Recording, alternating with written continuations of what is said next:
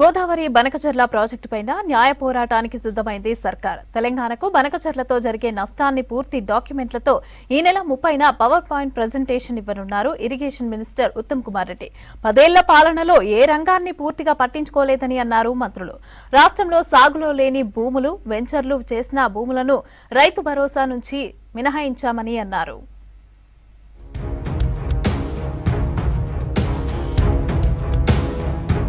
AP సర్కార్ అక్రమంగా చేపడుతున్న గోదావరి బనకచెర్ల లింకు ప్రాజెక్టుపై లీగల్ ఫైట్ కు రెడీ అవుతోంది రాష్ట్ర సర్కార్. ఇందులో భాగంగానే హైదరాబాద్ జలసౌధలో ఉన్నతాధికారులతో భేటీ అయ్యారు irrigation minister Uttam Kumar Reddy.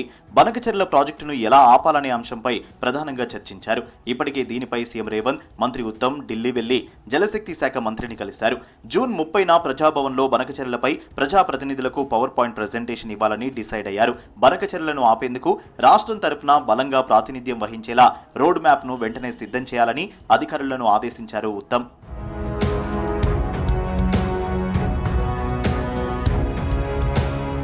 Tunnel నిర్మాణాలలో అనుభవం ఉన్న 2 సైనికాధికారులను నీటిపారుదల శాఖలోకి తీసుకుంటామన్నారు మంత్రి ఉత్తమ్. భారత సైన్యంలో ఇంజనీరింగ్ చీఫ్ గా పనిచేసిన జనరల్ హర్బల్ సింగ్, అంతర్జాతీయ స్థాయిలో పేరున్న టన్నెల్ టెక్నాలజీ నిపుణులు colonel Parikshit Mehra irrigation department లో చేరబోతున్నారని వివరించారు. మేడిగడ్డ, అన్నారం, సుందిల్ల బ్యారేజీల పునరుద్ధరణ కోసం ఎన్డీఎస్ఏ డిజైన్ కన్సల్టెంట్ గా వ్యవహరిస్తుందన్నారు ఉత్తమ్. డిండి ప్రాజెక్టు భూసేకరణ కోసం కలెక్టర్లతో సమావేశం నిర్వహించాలన్నారు. శ్రీశైలం లెఫ్ట్ కెనాల్, ఎస్ఎల్బీసీ పనుల పురోగతి పై సమీక్షించి పునరుద్ధరణ పనుల కోసం అంతర్జాతీయ స్థాయి ఏజెన్సీలతో చర్చించి ప్రతిపాదనలు స్వీకరిస్తున్నామన్నారు ఉత్తమ్.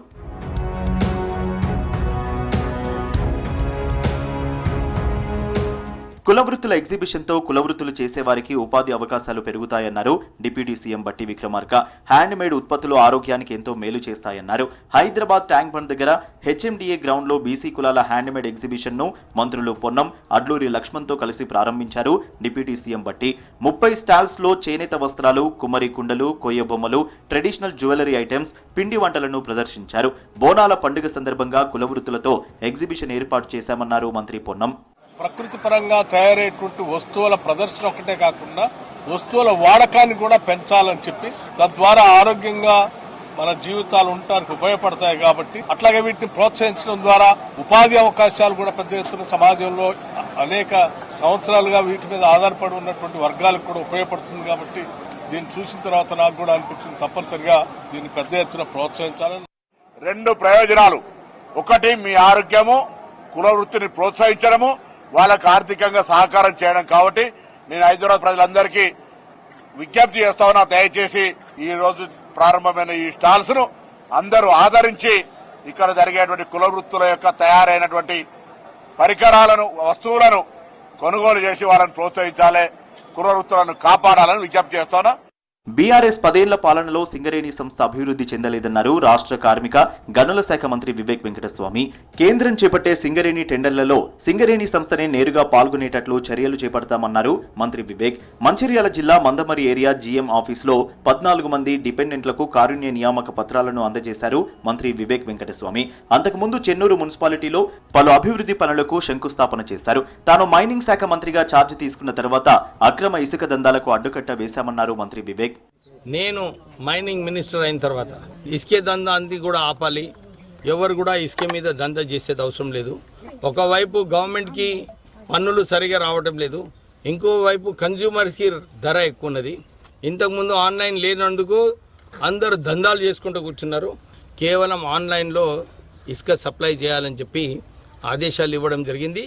నాగర్ కర్నూలు జిల్లాలో టూరిజం అభివృద్ధితో యువతకు ఉపాధి అవకాశాలు పెరుగుతాయన్నారు మంత్రి జూపల్లి కృష్ణారావు. కొల్లాపూర్ మండలం సోమశిలలో పుష్కర ఘాట్లు, కృష్ణానది, అమరగిరి ఐలాండ్ లో టూరిజం నిర్మిస్తున్న 18 కొత్త కాటేజీల స్థలాన్ని పరిశీలించారు మంత్రి జూపల్లి.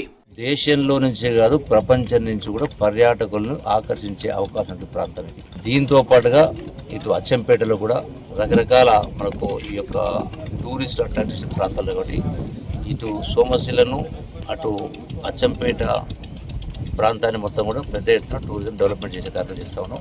రాబోయే భవిష్యత్తులో ఒక గొప్ప పర్యాటక ప్రాంతంగా ఇది డెవలప్ కాబోతా ఉంది. సాగులో ఉన్న భూములన్నింటికీ రైతు భరోసా అందించామన్నారు రాష్ట్ర వ్యవసాయ శాఖ మంత్రి తుమ్మల నాగేశ్వరరావు. సాగులో లేని భూములు, సాగుకు అనువు కానివి, వెంచర్లు చేసిన భూములను రైతు భరోసా నుంచి మినహాయించామని తెలిపారు.